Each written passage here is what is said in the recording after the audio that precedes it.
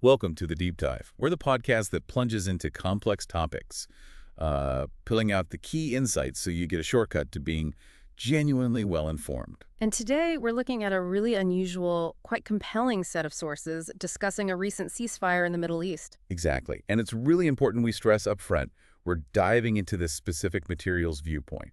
It makes some, let's say, bold and potentially controversial claims. For sure, our job here isn't to endorse these views, but just to unpack them for you, show you what this particular perspective is saying. So our mission today isn't just about what happened, but what this material suggests could happen next. We're looking beyond the headlines. Right, trying to uncover maybe hidden strategies, geopolitical moves, even some future warnings that if this source is right, could genuinely reshape things globally. And, right off the bat, this source just throws out the idea that a ceasefire means peace. It says the real threat, absolutely not past. Yeah, it claims that even on the day the information was recorded, there was still significant conflict happening, which is quite a statement. It is. So let's dig into that. How does this material describe the attack itself and its immediate aftermath? Okay, so according to this source, the initial attack was on the 13th, specifically 3:20 a.m. local time. And it identifies Israel as attacking Iran. 3:20 a.m. Does it mention anything else about that timing? It does, actually. It notes a prior prediction mentioned in the material about a 4 a.m. attack, so it sees this as kind of confirming that earlier intel. Okay. And the period right after that attack? The source describes it as hell, just rockets hitting both sides, Israeli and Iranian territory, a really intense period. Wow. And despite a ceasefire being announced, the source says the fighting didn't actually stop then. Not according to this, no. It claims that the day of the recording still saw, and I'm quoting here, quite a massive attack, and it specifies this was primarily Israel attacking Iran. So the ceasefire was announced, but the attacks continued. Apparently so. The source suggests that maybe tomorrow, meaning the day after the recording, might be the first calm day. But even that's framed really cautiously. How so? It calls it potentially apparent peace.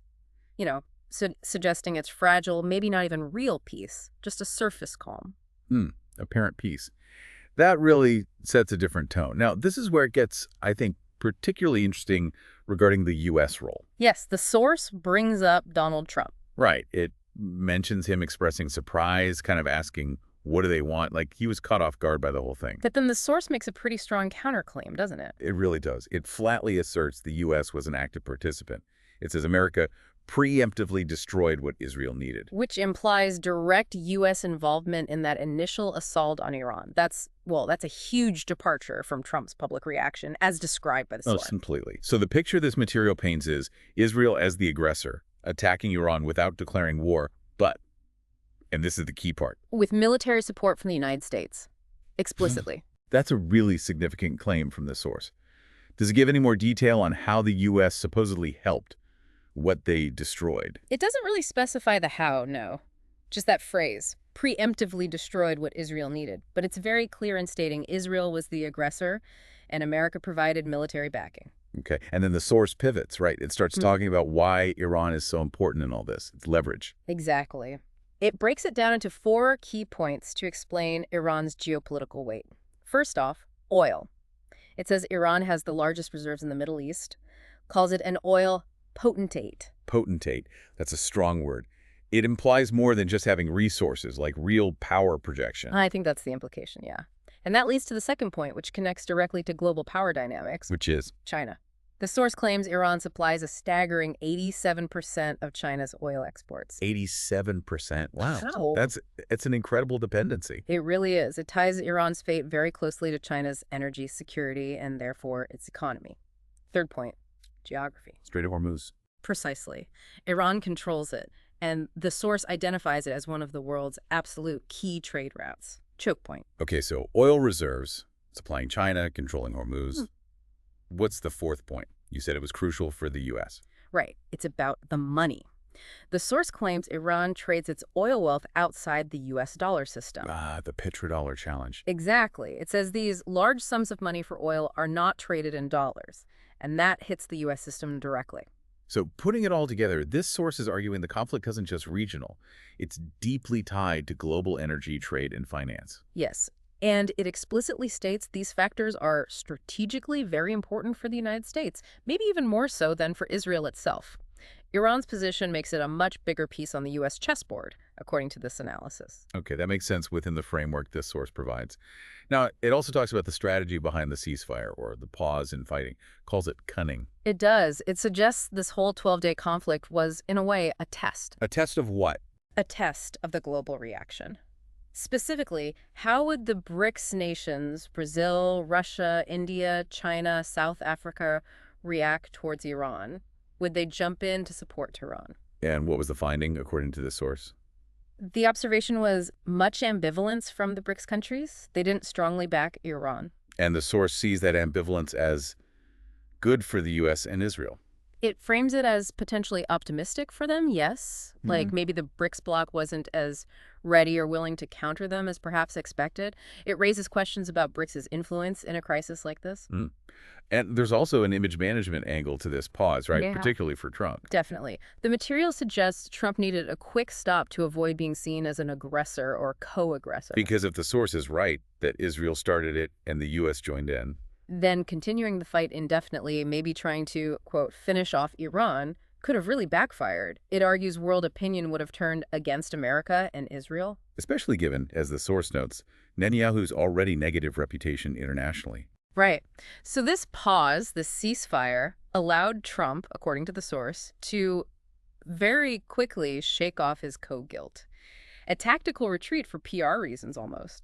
And what about Netanyahu? What was his justification for stopping, based on this material? Netanyahu reportedly declared that goals have been achieved and that now the focus was shifting back to the Gaza Strip. A convenient pivot. The source interprets this pause as happening when Iran was seen as weak. It suggests prolonging the conflict might have led to very large convulsions, even the potential downfall of Iran, which perhaps wasn't the immediate goal or was seen as too risky then.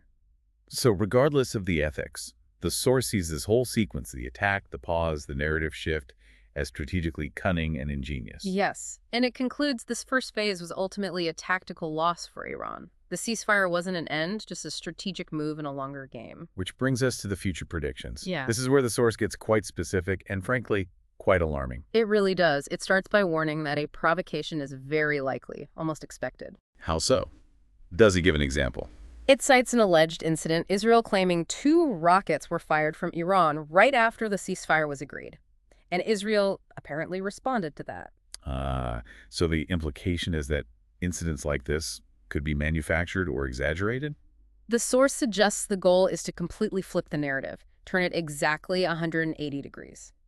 So instead of Israel and America being the aggressors, the story becomes that Iran broke the ceasefire first. Shifting the blame to justify future actions makes sense, strategically. And the timeline it lays out is stark. It predicts any peace in Iran will last at most 3 months, specifically naming July, August, and September. Won't be 3 months. And what happens after September, according to this material? That's when it predicts talk starts emerging about dirty bombs, either Iran possessing them or, perhaps more likely, a dirty bomb incident being attributed to Iran. Attributed to Iran. And that becomes the trigger. For a swift counterattack, yes. And the source warns this could be the start of something much bigger. A bigger war, maybe a continental war, or even a step towards a world conflict. A world conflict. That's a terrifying prediction from this material. How does it see things escalating to that point? Well, before that next major attack on Iran, the source predicts something else will happen first. Okay. Spectacular terrorist actions in various places around the world. That's the phrasing. Spectacular terrorist actions. Like what? It describes them as well-organized attacks. Things like explosive devices in subways, or attacks targeting Israeli temples, primarily in Europe, or maybe Israeli citizens abroad. Good heavens. And the narrative around these attacks? Will be engineered, the source claims, to paint Iran as the culprit.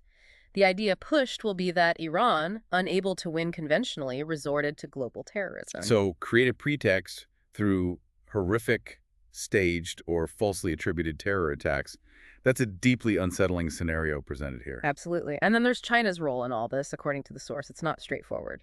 How does China fit into this picture? The source suggests China is actually very precisely instructing Iran behind the scenes, playing a long game. Instructing them.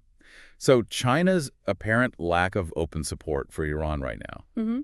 that's deliberate. It's seen as part of a larger game, yes. The source argues China's real focus isn't just Iran, but its own economy, its development, the BRICS group, and maybe even challenging the dollar with their own world currency. A BRICS currency or something similar. And there's a prediction tied to this, isn't there? Hmm. For July. A very specific one.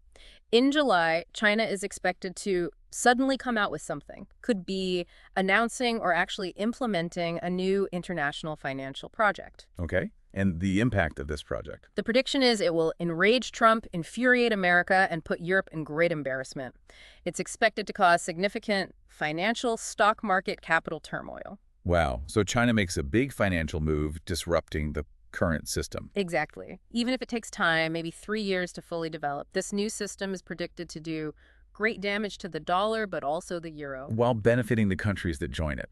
Yes, creating better trade conditions among participants. It's positioned as a direct challenge to the Western financial order. And then, after this financial move, the source predicts the second attack on Iran happens. That's the sequence laid out. And again, it's predicted to be framed as Iran attacking first. And this second round is seen as even more dangerous. Yes, more dangerous.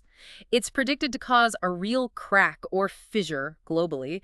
Countries will be forced to choose sides much more definitively. A global split. That leads us back towards that world conflict scenario.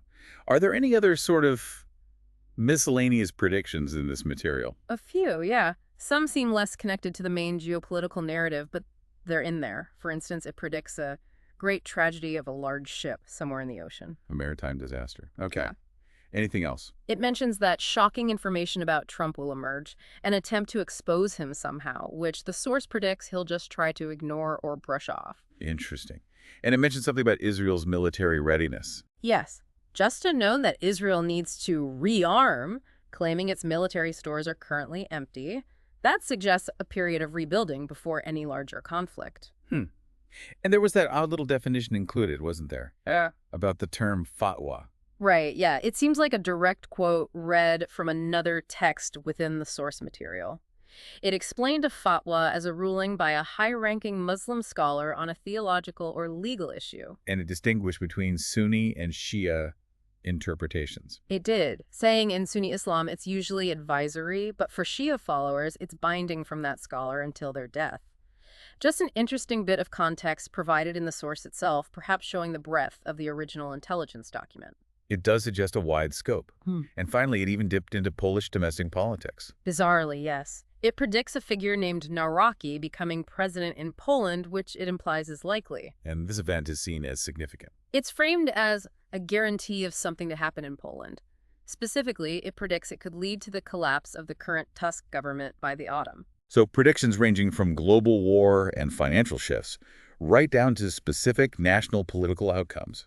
It's quite a range. It certainly covers a lot of ground. Moving from this very fragile ceasefire scenario through potential provocations, terror plots, economic warfare, and towards major global conflict. It's quite the forecast based on these particular insights. It absolutely is a lot to take in there. And it really leaves you with a thought, doesn't it? If this source is even partially right, if what seems like a ceasefire could actually be a carefully calculated pause in a much larger strategy, A strategy designed to reshape narratives and achieve hidden goals. then how much of what you perceive as news, especially in complex global conflicts, is actually just one act in a much larger, perhaps unseen geopolitical play? It certainly makes you question the surface level of events. And maybe it implies something about the kind of information you need to seek out if you want to truly understand the forces shaping our world. Definitely something to chew on. Food for thought indeed. Join us next time for another deep dive.